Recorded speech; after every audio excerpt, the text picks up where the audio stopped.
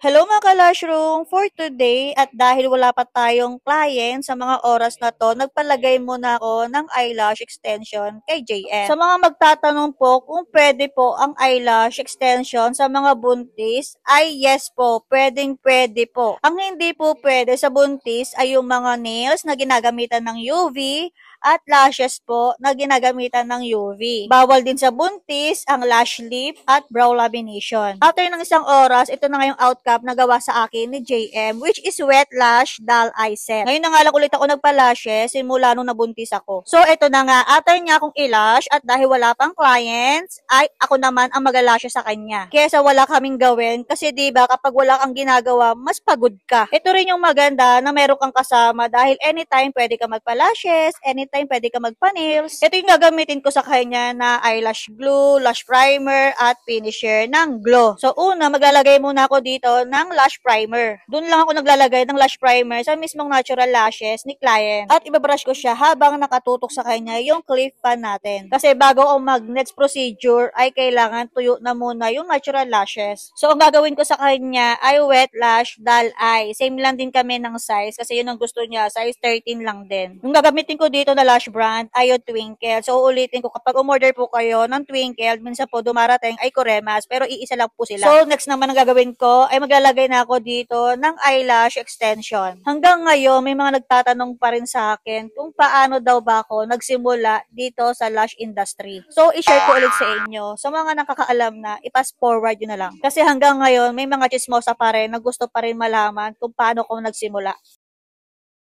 So, ayun na nga, bago ako mag-start nito, ang unang-unang tao na pinagsabihan ko ay yung asawa ko. Pero siya yung unang-unang tao na ayaw niyang gawin ko. Ibig sabihin, yung asawa ko, yung unang kaaway ko. Sabi ko, okay, sige. Kaso, hindi ako makatulog dahil gustong gusto ko talagang gawin. Eh, wala naman akong trabaho noon that time. So, inantay ko yung sahod niya. So, ayun na nga, sumahod na siya. Nung sumahod na siya, syempre, bibigay niya sa akin. And then, yung pagbigay niya sa akin, nag-add to cart na ako ng mga basic tools lang. Yung unang-unang binili kong mga gamit ay isang tweezer, isang tray ng lashes, yung unang-unang lashes pa dati, yung straight pa, tapos isang size pa, ganon. And then, bumili ako ng isang glue, yung glue pa na super hot, yung ang label ay star, yung yellow ang label, basta ganon. And then, isang plastic ng isang pack ng ring glue. Yun lang yung gamit ko. Yun lang talaga. Bumili ako ng hindi niya alam. So, nalaman niya nung nagsisidatingan na yung mga gamit na binili ko. O, diba? At tigas ng mukha ko. Anyway, so ayun na nga. Una kong pinagpraktisan ay yung pinsan ko. Siguro 6 hours kami bago matapos. At yung outcome niya nung panahon na yun, tuwang-tuwang-tuwa ko dun sa gawa ko. Feeling ko super ganda na, feeling ko super galing ko na. Pero ngayon, kapag binabalikan ko yung mga unang gawa ko, yung pag tinitignan ko yung mga unang gawa ko, Diyos ko, natatawa talaga ako. Napapasabi na lang talaga ako na mabuti, may nagpagawa pa sa akin. Sa totoo lang mga ka-Lushroom, nung panahon ko na yon ay wala akong masyadong napapanood ng mga eyelash tutorial.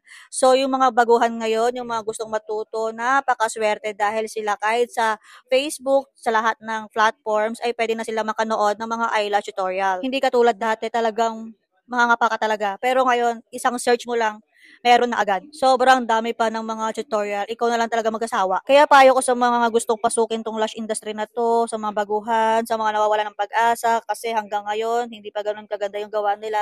Ang payo ko lang sa inyo ay tiwala lang and practice lang ng practice. At mahalin nyo lang yung passion na pinili ninyo. Kasi kung hindi nyo mamahalin, at gusto lang ninyo kumita, ay wala rin. Kasi ako, ang dami kong pinagdaanan, ang dami talaga kung alam lang ninyo. Yung tipong binibigay ko na lang yung services ko, yung libre, para lang makapag-practice, ma-enhance, ganon. Dati yung pwesto ko sa bukid lang, tapos nakahiga lang sa papag. Pero ngayon, meron na akong sariling commercial. Talagang pinaghirapan ko, talagang pinag-ipunan ko talaga yan. Ni piso, wala akong hiningi. Kaya kung anong meron ako ngayon, dahil yun sa pagkisikap ko, at dahil din sa tulong ng asawa ko. Plus, si Lord ang center sa lahat ng bagay. Ayan, napahaba na naman ang kwento ko. So, pipili ako sa mga followers natin na masisipag mag-react, mag-comment, and mag-share na pagbibigyan natin ng lash kit. Kaya kung gusto mong manalo, sipagan mo lang. Hindi yung mag-PPM ka sa akin, ipapakita mo sa akin na yun lang ang gamit mo.